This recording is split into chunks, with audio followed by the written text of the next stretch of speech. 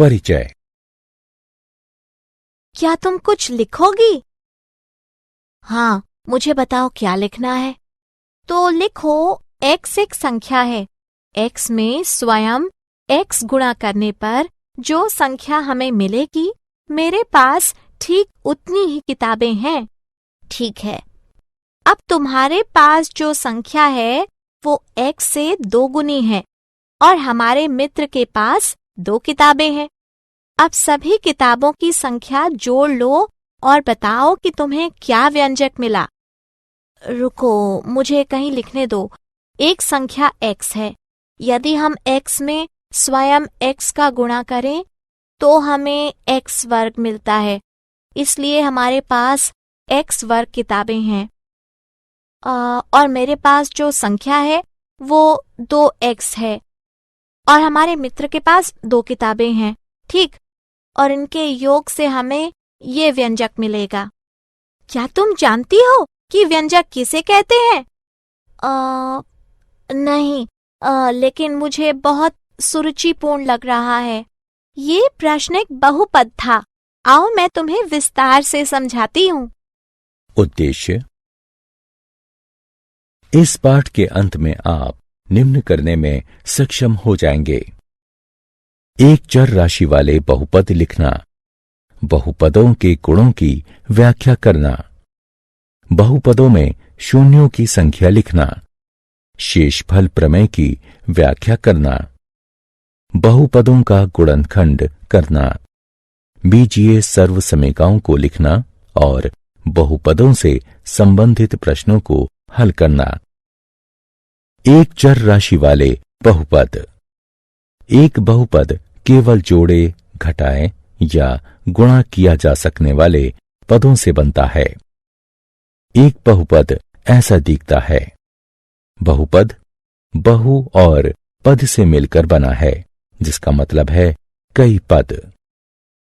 एक बहुपद में निम्नलिखित हो सकते हैं: अचर राशि जैसे 3, घटा 20 या 1/2, चर राशि जैसे x और y, घातांक जैसे y वर्ग में 2 लेकिन सिर्फ 0, 1, 2, 3 इत्यादि। एक चर राशि में बहुपद वह बहुपद होता है जिसके व्यंजक में सिर्फ एक चर राशि होगी, जैसे 2x वर्ग जमा x, y की घात 3 जमा y जमा 1 इत्यादि। परिभाषाएं। पद बहुपद y वर्ग जमा 4y बहुपद में y वर्ग और 4y इसके पद हैं। बहुपद ठीक ऐसे ही 3x का वर्ग जमा 2x जमा 8 में 3 पद 3x वर्ग 2x और 8 हैं। गुणांक। किसी भी चर राशि के ठीक पहले आने वाली संख्या उसका गुणांक होती है। उदाहरणार्थ 2x में 2 गुणांक है। बहुपद में बहु का तात्पर्य कई से है, हालांकि छोटे बहुपदों के अपने भिन्न नाम हो सकते हैं। किसी एक पद के बहुपद जैसे 2x या 4x वर्ग को एक पद भी कहा जा सकता है। 2 पदों वाले बहुपद जैसे 2x जमा y या x वर्ग घटा 4 को द्विपद भी कहा जा सकता है। 3 पदों वाले बहुपद जैसे 2x जमा y जमा z या x की घात 4 जमा 4x वर्ग घटा 4 को त्रिपद भी कहा जा सकता है। अंश। बहुपद के किसी भी व्यंजक के सबसे बड़े घातांक को उस बहुपद का अंश कहते हैं। किसी भी बहुपद का अंश जानने के लिए आपको उसका सबसे बड़ा घातांक निकालना होगा। चलिए अगली स्क्रीन में बहुपद का घातांक निकालना सीखते हैं। उदाहरण 4x वर्ग जमा 6x जमा 5। इस बहुपद के 3 पद हैं। पहला 4x वर्ग है, दूसरा 6x और तीसरा 5 है। पहले पद का घातांक 2 है, दूसरे पद का घातांक 1 है, क्योंकि 6x बराबर 6x की घात 1 है। तीसरे पद का घातांक 0 है, क्योंकि 5 बराबर 5x की घातांक 0 है। और किसी भी चर अचर राशि का घातांक यदि 0 है तो वह राशि हमेशा 1 के बराबर होगी। इस प्रकार 5x की घातांक 0 बराबर 5 गुणा x की घातांक 0 बराबर 5 गुणा 1 बराबर 5। क्योंकि सबसे बड़ा घातांक 2 है, इसलिए 4x वर्ग जमा 6x जमा 5 का अंश 2 होगा। बहुपद का अंश। वह बहुपद जिसका अंश 1 हो रेखीय बहुपद कहलाता है। इसका सामान्य स्वरूप ax जमा b है, जहां a और b अचर राशियां हैं और a 0 के बराबर नहीं है। वह बहुपद जिसका अंश 2 हो वर्गीय बहुपद कहलाता है। इसका सामान्य स्वरूप ax वर्ग जमा bx जमा c है, जहां a, b और c अचर राशियां हैं और a 0 के बराबर नहीं है। वह बहुपद जिसका अंश 3 हो त्रिघातीय बहुपद कहलाता है। इसका सामान्य स्वरूप ax की घात 3 जमा bx वर्ग जमा cx जमा d है, जहां a, b, c और d अचर राशियां हैं और a 0 के बराबर नहीं है। यदि किसी बहुपद में सभी अचर राशियां 0 हैं, अर्थात a 0 बराबर a1 बराबर a2 बराबर a3 बराबर इत्यादि बराबर an बराबर 0, तो वह बहुपद शून्य बहुपद कहलाता है। शून्य बहुपद को 0 से दर्शाते हैं। शून्य बहुपद का अंश परिभाषित नहीं है। बहुपद के शून्य। बहुपदों की चर राशियों के आधार पर हम उन्हें p, x, qx, py आदि तरह से दिखाते हैं। उदाहरणार्थ py बराबर y की घात 3 जमा y जमा 1, ry बराबर 2 घटा y वर्ग जमा 6y की घात 5। अब इस बहुपद को देखें।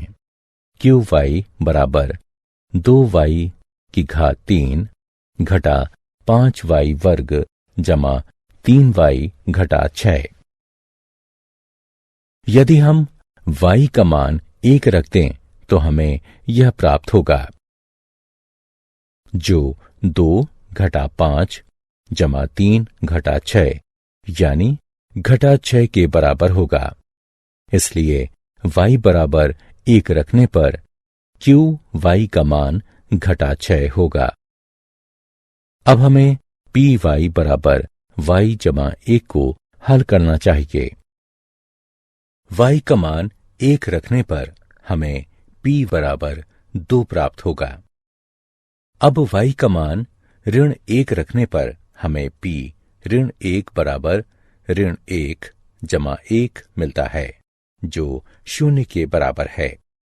चूंकि p घटा 1 बराबर 0 है, इसलिए हम कह सकते हैं कि बहुपद py का 0 घटा 1 है। बहुपदों के शून्य को बहुपदों का मूल भी कहते हैं। एक अशून्य अचर बहुपद का कोई शून्य नहीं होता। एक रेखीय बहुपद का केवल एक शून्य होता है। उदाहरण देखिए और बताइए कि घटा 4 और 4 बहुपद x घटा 4 के शून्य हैं या नहीं। हल माना कि px बराबर x घटा 4 के मान को प्रतिस्थापित करने पर हमें p घटा 4 बराबर घटा 4 घटा 4 बराबर घटा 8 मिलता है। 4 के मान को प्रतिस्थापित करने पर हमें p4 बराबर 4 घटा 4 बराबर 0 मिलता है। हम देख चुके हैं कि p घटा 4 बराबर घटा 8 और p4 बराबर 0 है। इसलिए 4 तो x घटा 4 का 0 है, लेकिन घटा 4 नहीं है।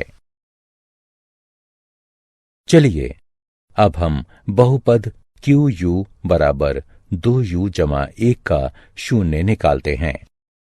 हल।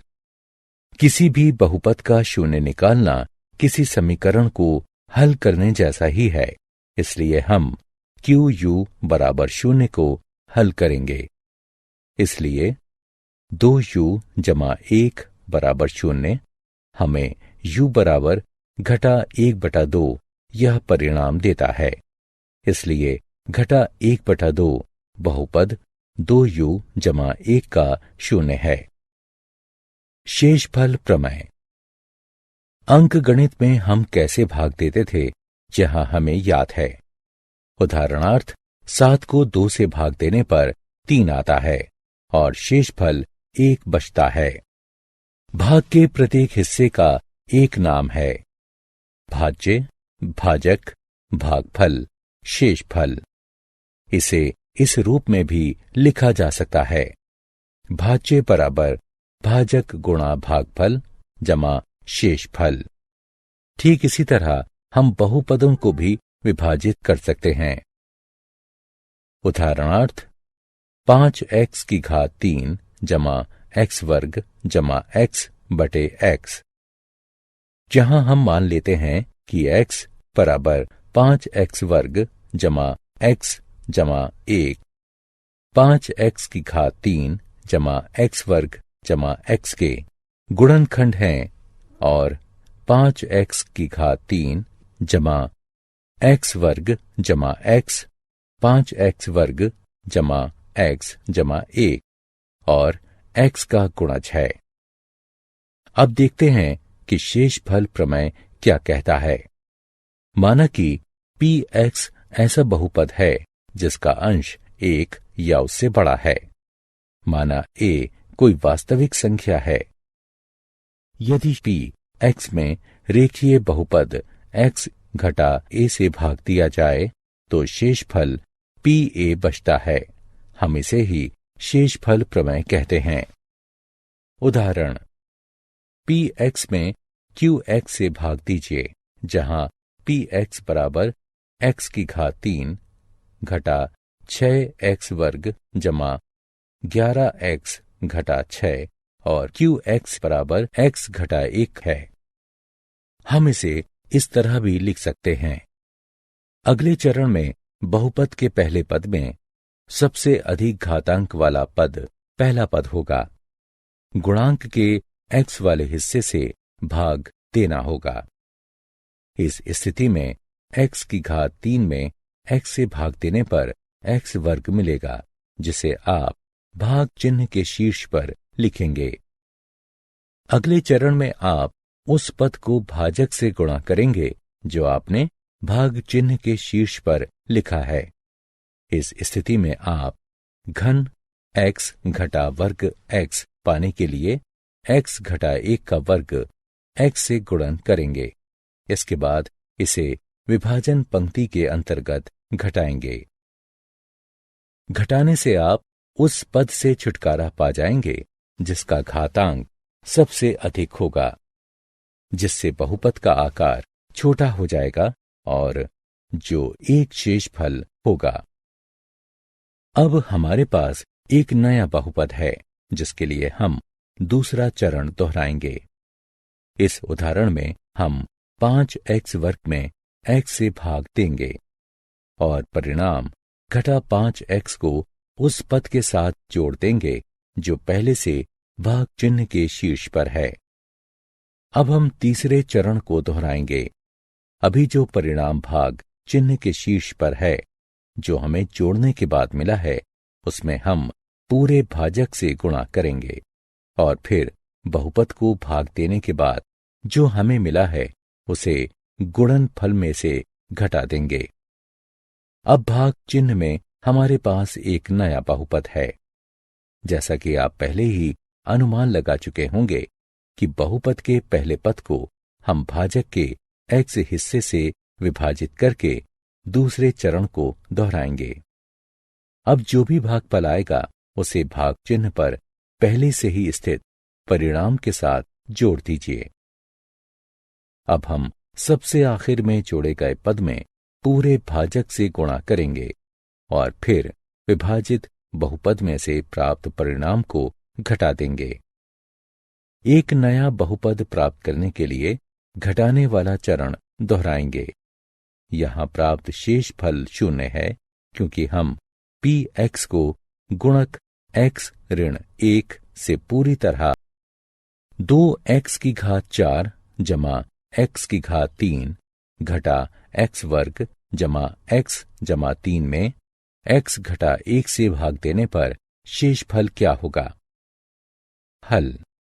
यहां px बराबर 2x की घात 4 जमा x की घात 3 घटा x वर्ग जमा x जमा 3 और x घटा 1 का शून्य 1 है। इसलिए p1 बराबर 2 1 की घात 4 जमा 1 की घात 3 घटा 1 वर्ग जमा 1 जमा 3 बराबर 6। इसलिए शेषफल प्रमेय के अनुसार 2x की घात 4 जमा x की घात 3 घटा x वर्ग जमा x जमा 3 में x घटा 1 से भाग देने पर शेषफल 6 होगा। बहुपद का गुणनखंड। गुणनफल प्रमेय। यदि px एक बहुपद है जिसका अंश n बड़ा है 1 से, जहां n बराबर 1 है और a कोई भी वास्तविक संख्या है, तो यदि p a बराबर 0 है तो x घटा a px का एक गुणनफल होगा और यदि x घटा a px का गुणनफल है तो pa बराबर 0 होगा। गुणनफल के उदाहरण। उदाहरण: बहुपद 2x का वर्ग घटा 5x जमा 3 का गुणनखंड कीजिए। हल। माना f(x) बराबर 2x वर्ग घटा 5x जमा 3 है। चलिए प्रयत्न और त्रुटि विधि द्वारा x बराबर 1 की जांच करते हैं। इसलिए f1 बराबर 2(1) का वर्ग घटा 5 1 जमा 3 बराबर 2 घटा 5 जमा 3 बराबर 0। गुणनफल प्रमेय के अनुसार यदि f1 बराबर 0 है तो x घटा 1 बहुपद fx का गुणनखंड होगा। इसलिए x घटा 1 दिए गए बहुपद का गुणनखंड होगा। दिए गए बहुपद में x घटा 1 से भाग देने पर हमें 2x घटा 3 मिलता है। इसलिए दिए गए बहुपद के गुणनखंड x घटा 1 और 2x घटा 3 होंगे। बीजगणितीय चिन्ह। यहां कुछ बीजगणितीय चिन्ह हैं, हम जिन्हें पहचानना सीखेंगे। उदाहरण: सीधा सीधा गुणा किए बिना 107 गुणा 104 का मान बताइए। हल। समीकरण की गणना करके हल करने पर हमें 11128 प्राप्त होगा। क्या आप जानते हैं बहुपदीय गुणनखंड के वास्तविक शून्यों की संख्या बहुपद के अंश से अधिक नहीं होती। एक बहुपद के वास्तविक शून्यों की संख्या उस बहुपद के अंश के बराबर या अंश से 2 के गुणनफल में कम की संख्या के बराबर होगी। इसलिए 6 अंश के बहुपद के वास्तविक शून्यों की संख्या 6, 4, 2 या 0 होगी तथा 5 अंश के बहुपद के वास्तविक शून्यों की संख्या 5, 3 या 1 होगी। विषम अंश के सभी बहुपदों का कम से कम एक वास्तविक शून्य होता है। यह तथ्य ऊपर कही गई बातों के आधार पर निकला है। किसी बहुपद का सबसे बड़ा अंश टर्निंग पॉइंट्स कम से कम 1 अधिक होना चाहिए। सारांश। आइए हमने जो कुछ सीखा है उसे संक्षेप में दोहराएं। एक बहुपद px एक चर राशि x में x रूपों में एक बीजीय अभिव्यक्ति है।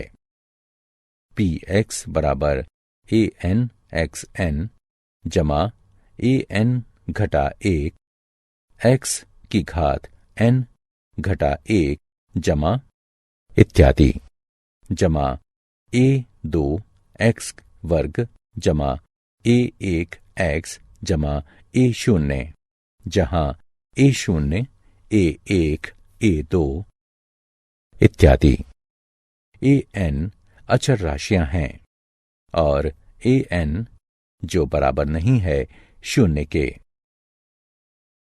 एक पद के बहुपद को एक पद कहते हैं। 2 पदों के बहुपद को द्विपद कहते हैं। 3 पदों के बहुपद को त्रिपद कहते हैं। 1 अंश के बहुपद को रेखीय बहुपद कहते हैं। 2 अंश के बहुपद को वर्गीय बहुपद कहते हैं। 3 अंशों के बहुपद को त्रिघातीय बहुपद कहते हैं। यदि pa बराबर 0 है तो एक वास्तविक संख्या a एक बहुपद px का 0 होगी। इस स्थिति में a समीकरण px बराबर 0 का मूल कहा जाता है। एक चर राशि वाले हर रेखीय बहुपद का एक विशिष्ट 0 होता है। एक अचर राशि जो 0 नहीं है, इसके बहुपद का कोई 0 नहीं होता और हर वास्तविक संख्या का 0 बहुपद का एक 0 है। शेषफल प्रमेय। px कोई बहुपद है जिसका अंश 1 या उससे बड़ी कोई भी वास्तविक संख्या है। यदि px में रेखीय बहुपद x घटा a से भाग दिया जाए तो शेषफल pa बचता है।